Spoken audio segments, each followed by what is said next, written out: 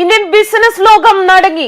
അംബാനി കുടുംബത്തിൽ കയറി നിരങ്ങി ഇഡി റെയ്ഡ്. കള്ളപ്പണം സൂക്ഷിച്ചാൽ അംബാനിയല്ല ഏത് അദാനിയാണെങ്കിലും നരേന്ദ്രമോദി രാജ്യത്തിനു വേണ്ടിയുള്ള ഓപ്പറേഷൻ തുടരുമെന്നും ചെയ്യുമെന്നും ഇതാ അടിവരയിടുന്ന നടപടികൾ ഇപ്പോൾ ദില്ലിയിലും മുംബൈയിലും അനിൽ അംബാനിയുടെ സാമ്രാജ്യത്തിൽ നടക്കുകയാണ്. കള്ളപ്പണം വെളുപ്പിക്കൽ കേസുമായി ബന്ധപ്പെട്ട് റിലയൻസ് ഗ്രൂപ്പ് ചെയർമാൻ അനിൽ അംബാനിയുമായി ബന്ധപ്പെട്ട് ഡൽഹിയിലും മുംബൈയിലുമുള്ള സ്ഥാപനങ്ങളിൽ ഇഡി റെയ്ഡ് ഇപ്പോഴും തുടരുന്നു. ഏതാണ്ട് 300-ലേറെ പോലീസ് ഉദ്യോഗസ്ഥർ ഉൾപ്പെടെ പങ്കെടുക്കുന്നു. 50 ഓഫീസുകൾ സീൽ ചെയ്ത് റെയ്ഡ്. പൊതുജനത്തെ ചതിച്ച ഓഹരി വഴി പണം തട്ടി എന്നതാണ് കണ്ടെത്തൽ. വൻതോതിൽ കള്ളപ്പണം സ്വരൂപിച്ചു. നികുതി വെട്ടിച്ച കള്ളപ്പണം സ്വരൂപിച്ചത് ജനങ്ങളിൽ നിന്നും ഓഹരി ഇനത്തിലും മറ്റുമായിരുന്നു. വലിയ തോതിൽ കണക്കിൽപ്പെടാത്ത സ്വത്തുക്കൾ കണ്ടെത്തിയെന്നും റിപ്പോർട്ട്. ഏകദേശം 50 സ്ഥലങ്ങളിൽ അന്വേഷണ ഏജൻസി റെയ്ഡ് നടത്തുന്നുണ്ടെന്ന് വൃത്തങ്ങൾ അറിയിച്ചു. ബാങ്കുകളെയും ഓഹരി ഉടമകളെയും നിക്ഷേപകരെയും മറ്റു പൊതുസ്ഥാപനങ്ങളെയും വഞ്ചിച്ചുകൊണ്ട് പൊതുജനങ്ങളുടെ പണം തട്ടിയെടുക്കുന്നതിനുള്ള ആസൂത്രിതവും ആലോചനാപൂർവമായ പദ്ധതി ഇഡിയുടെ പ്രാഥമിക അന്വേഷണത്തിൽ നിന്ന് വെളിപ്പെട്ടു. അതീവ രഹസ്യമായിട്ടായിരുന്നു നടപടികൾ. എല്ലാം ധനമന്ത്രി നിർമ്മല സീതാരാമൻ ഉൾപ്പെടെയുള്ളവരുടെ വൻ ഓപ്പറേഷൻ എന്നും അറിയുന്നു. എന്തായാലും എത്ര വലിയവനായാലും കേന്ദ്രത്തിന്റെ എത്ര അടുത്ത ആളായാലും കള്ളപ്പണം കൊണ്ട് രാജ്യത്തിന്റെ സമ്പദ് വ്യവസ്ഥയ്ക്ക് പോറലേൽപ്പിച്ചാൽ നരേന്ദ്രമോദി സർക്കാർ അടങ്ങിയിരിക്കില്ലെന്ന് വ്യക്തം. മോദി സർക്കാർ അംബാനി അദാനി കുടുംബക്കാരുടെ സർക്കാർ എന്ന രാഹുൽ ഗാന്ധി എന്നും വിമർശിക്കുന്നുണ്ട്.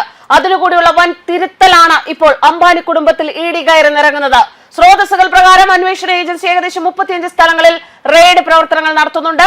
ബാങ്കുകളെയും ഓഹരി ഉടമകളെയും നിക്ഷേപകരെയും മറ്റു പൊതുസ്ഥാപനങ്ങളെയും വഞ്ചിച്ചുകൊണ്ട് പൊതുജനങ്ങളുടെ പണം തട്ടിയെടുക്കുന്നതിനുള്ള ആസൂത്രിതവുമായ ഒരു പദ്ധതി ഇഡിയുടെ പ്രാഥമിക അന്വേഷണത്തിൽ നിന്ന് വെളിപ്പെട്ടു.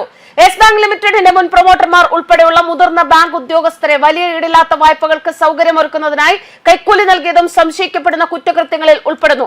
2017-നും 2019-നും ഇടയിൽ റിലയൻസ് അനിൽ അംബാനി ഗ്രൂപ്പിന് കീഴിലുള്ള റാഗ കമ്പനികൾക്ക് ഏകദേശം 3000 കോടി രൂപ വായ്പ നൽകിയതായി പറയപ്പെടുന്നു. വായ്പകൾ അനുവദിക്കുന്നതിന് തൊട്ടുമുൻപ് യെസ് ബാങ്കിന്റെ പ്രൊമോട്ടർമാർക്ക് അവരുടെ സ്വകാര്യ ഉടമസ്ഥതയിലുള്ള കമ്പനികളിൽ പേയ്മെന്റുകൾ ലഭിച്ചതായി ആരോപിക്കപ്പെടുന്നു. നിയമവിരുദ്ധമായ ക്വിഡ് പ്രോ ക്വോ ക്രമീകരണം കണ്ടെത്തിയതായി ഇഡി അവകാശപ്പെടുന്നു. ഇതുവരെ കണ്ടെത്തിയ ക്രമക്കേടുകൾ ഇങ്ങനെ: മോശം സാമ്പത്തിക സ്ഥിതിയുള്ളതോ സ്ഥിരീകരിക്കാത്തതോ ആയ കമ്പനികൾക്ക് നൽകിയ വായ്പകൾ നൽകി പൊതുജനത്തിന്റെ ഓഹരി പണം ദുരുപയോഗം ചെയ്തു. ബിനാമി കമ്പനികളിൽ പണം നിക്ഷേപിച്ച് തട്ടിയെടുത്തു. ഒന്നിലധികം വായ്പ എടുക്കുന്ന സ്ഥാപനങ്ങളിലെ പൊതുവായ ഡയറക്ടർമാരുടെയും വിലാസങ്ങളുടെയും ഉപയോഗം, അനുമതി ഫയലുകളിൽ അവശ്യ രേഖകളുടെ അഭാവം, ഷെൽ സ്ഥാപനങ്ങളിലേക്ക് ഫണ്ട് വഴിതിരിച്ചുവിടൽ, നിലവിലുള്ളവ തിരിച്ചടയ്ക്കാൻ പുതിയ വായ്പകൾ നൽകിയ വായ്പ നിത്യഹരിതമാക്കൽ എന്നിവ ഉൾപ്പെടെ നിരവധി കാര്യങ്ങൾ അന്വേഷണത്തിൽ കണ്ടെത്തിയിട്ടുണ്ട്. കൈക്കൂലി ആരോപണങ്ങൾ ഇതിനിടെ ഉയർന്നു. ക്രമരഹിതമായ വായ്പകൾ സുഗമമാക്കുന്നതിൽ മുതിർന്ന യെസ് ബാങ്ക് എക്സിക്യൂട്ടീവുകളുടെയും പ്രൊമോട്ടർമാരുടെയും പങ്കാളിത്തം സ്രോതസ്സുകൾ സൂചിപ്പിച്ചിട്ടുണ്ട്. ചില റാഗ കമ്പനികൾക്ക് വലിയതും സുരക്ഷിതമല്ലാത്തതുമായ വായ്പകൾ അനുവദിച്ചതിന് പകരമായി പ്രധാന ബാങ്ക് ഉദ്യോഗസ്ഥർക്ക് വ്യക്തിഗത പേയ്മെന്റുകളോ ആനുകൂല്യങ്ങളോ ലഭിച്ചിരിക്കാമെന്നും അന്വേഷണ ഏജൻസി സംശയിക്കുന്നുണ്ട്. National housing bank, securities and exchange board of India, national financial reporting authority, bank of Baroda എന്നിവ ഉൾപ്പെടെ നിരവധി റെഗുലേറ്ററി ഫിനാൻഷ്യൽ സ്ഥാപനങ്ങൾ സ്വന്തം കണ്ടെത്തലുകൾ ഇഡിയുമായി പങ്കുവച്ചിട്ടുണ്ട്. ഇതിലെല്ലാം അനിൽ അംബാനി ഗ്രൂപ്പ് പ്രതിക്കൂട്ടിൽ ആയിരിക്കുകയാണിപ്പോൾ. എന്തായാലും വരും മണിക്കൂറിൽ നിന്നും ദില്ലിയിൽ നിന്നും കൂടുതൽ അപ്ഡേറ്റുകൾ വരും. റെയ്ഡ് തുടരുകയാണ് ഇപ്പോഴും. ന്യൂസ് ഡെസ്ക് കർമ്മ ന്യൂസ്.